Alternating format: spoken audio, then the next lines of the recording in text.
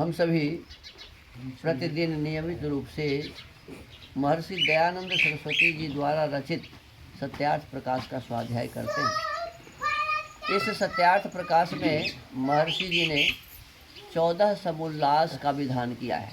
समुल्लास अर्थात अध्याय। हम पुस्तक जो पढ़ते हैं तो उसमें चैप्टर अंग्रेजी में उसे कहते हैं और हिंदी में अध्याय कहते हैं। उसी को महर्षि जी लिखते हैं समुल्लास।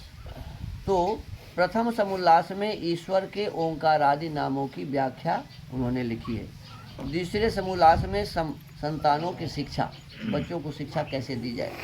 तृतीय समुल्लास में ब्रह्मचर्य क्या है, पठन पाठन की व्यवस्था कैसे होनी चाहिए, सत्य और सत्य ग्रंथ क्या हैं और उसके नाम और पढ़ने पढ़ाने की रीति, बने पढ़ने पढ़ाने का क्या नियम है, ये उन्होंने लिखा है।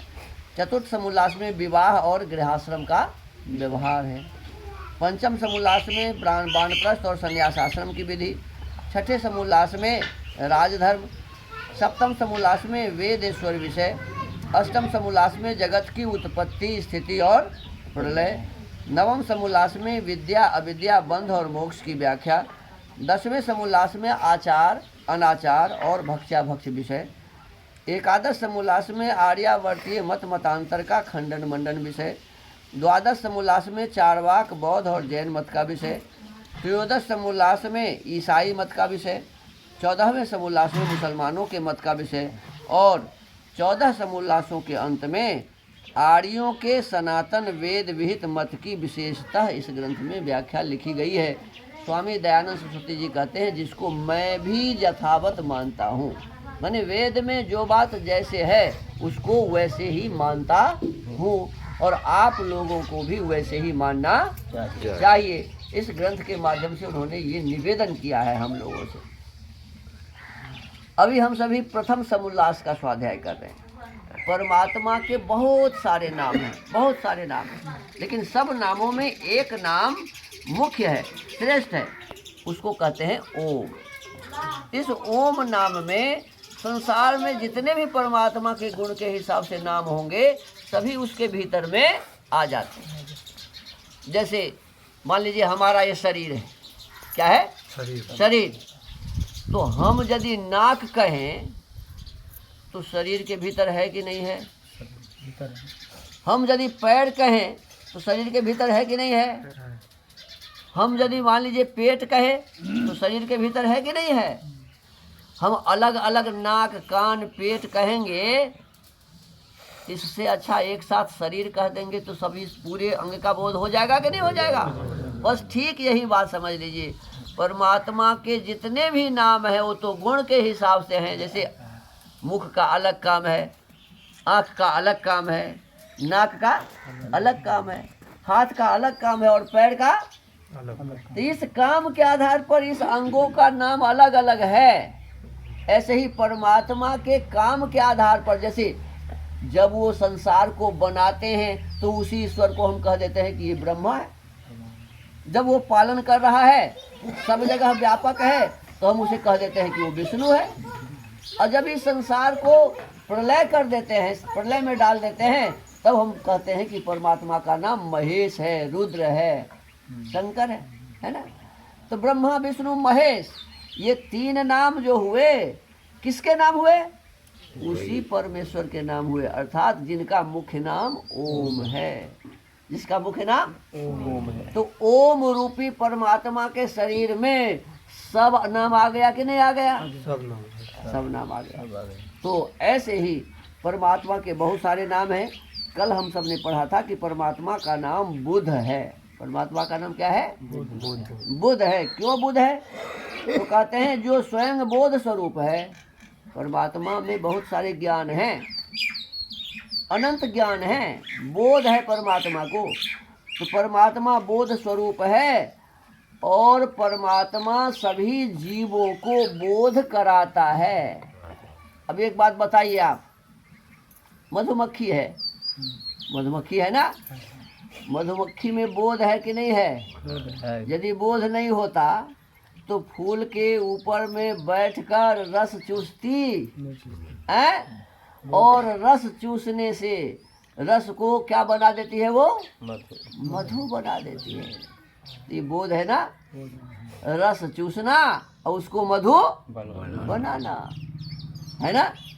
सारे जितने भी प्राणी हैं सबको परमात्मा ने ही बोध दिया है। हमारे आपके भीतर भी बोध है। ये मेरी बेटी है, ये मेरा बेटा है, ये मेरी बहू है, ये मेरी पत्नी है, ये मेरी माँ है। ये बोध बचपन से ही हमें होता है। छोटी छोटी उम्र वाले को भी माँ है मेरी, है ना, वो तो बोध होता है ना। ये बोध किसने कराया? आज जो बच्चा जन्म लिया है ना, और आज ही वो अपने माँ को पहचान लेता है। नहीं पहचान लेता है?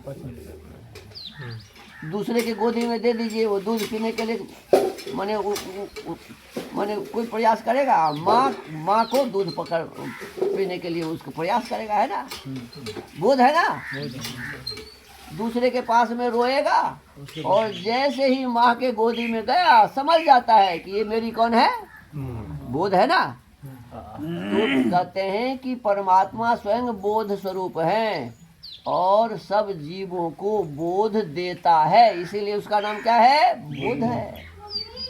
एक तो दिन का नाम बुध है, सोमवार मंगलवार आज है, आज ही तो है बुधवार, तो आज बुधवार है। तो जैसे परमात्मा का नाम बुध है, उसका अलग अर्थ हो गया, है ना। परमात्मा एक चेतन पदार्थ है, वो हम लोगों को बोध कराता है, इसीलिए उसको बुध कहते हैं। और दिन जो है बुध, उसमें चेतन है क्या? दिन जो बुध है ये चेतन नहीं है। ये समझने की आवश्यकता।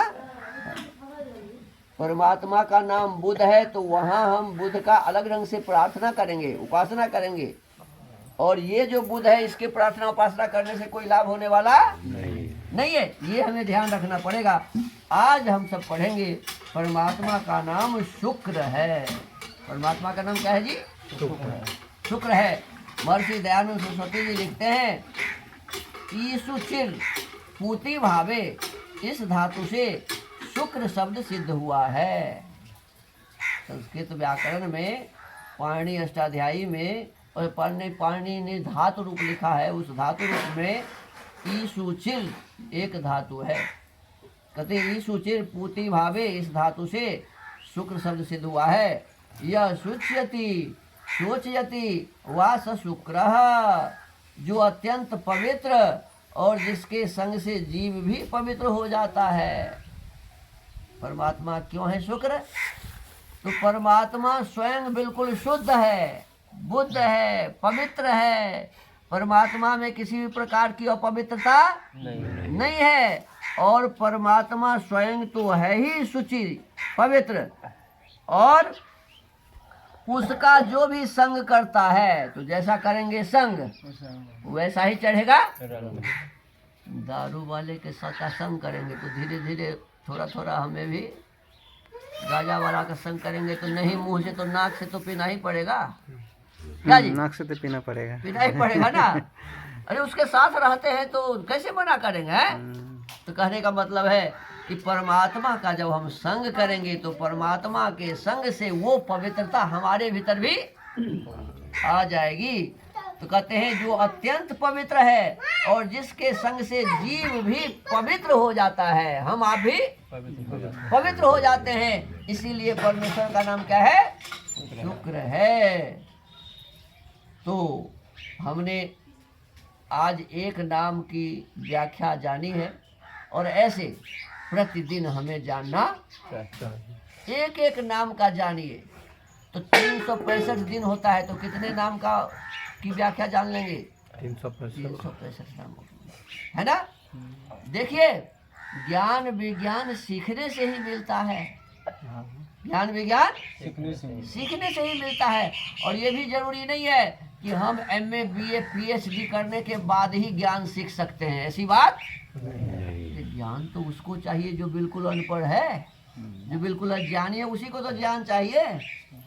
तो हम आप यदि प्रतिदिन थोड़ा थोड़ा प्रयास करें, थोड़ा थोड़ा, तो एक वर्ष में बहुत सारे ज्ञान विज्ञान हमारे भीतर में आ जाएंगे, है ना।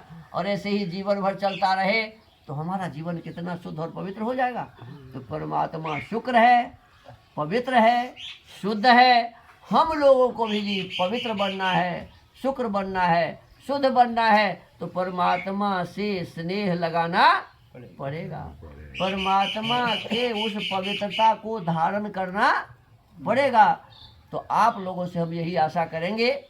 हमारा ये अररिया जिला है ना, अररिया जिला का भरगामा प्रखंड, इस भरगामा प्रखंड में आज हम सोनापुर गांव में है ना। और आप सोनापुर गांव वासियों से मेरा यही प्रार्थना है, निवेदन है, मेरे निवेदन को आप स्वीकार कर लीजिए। और अपने गांव में जो काम मैं आपके साथ कर रहा हूं, इस काम को आप लोग नित्य प्रति कर दो। जब समय मिले, प्रातः काल मिले तो प्रातः काल, सायंकाल समय मिले तो सायंकाल। अरे ताश खेलने वाले को सब समय मिल जाता है। देखिए ना, गांव में खेलता होगा लोग, दोपहर में भी खेलना शुरू कर देगा, रात में भी शुरू कर देता है। और जब ताश खेलने के लिए आपके पास समय हो जाता है, तो वेद शास्त्र दर्शन उपनिषद पढ़ने के लिए समय नहीं होगा। समय निकालिए। प्रभु की कृपा आप सबके ऊपर में हो। आपके हृदय में महर्षि दयानंद सरस्वती जी, आर्य समाज और सबसे ऊपर परमात्मा के आदेश वेद के प्रति श्रद्धा जगे। इन्हीं शुभकामनाओं के साथ आज के इस सत्संग को यहीं विराम देते हैं। ओम।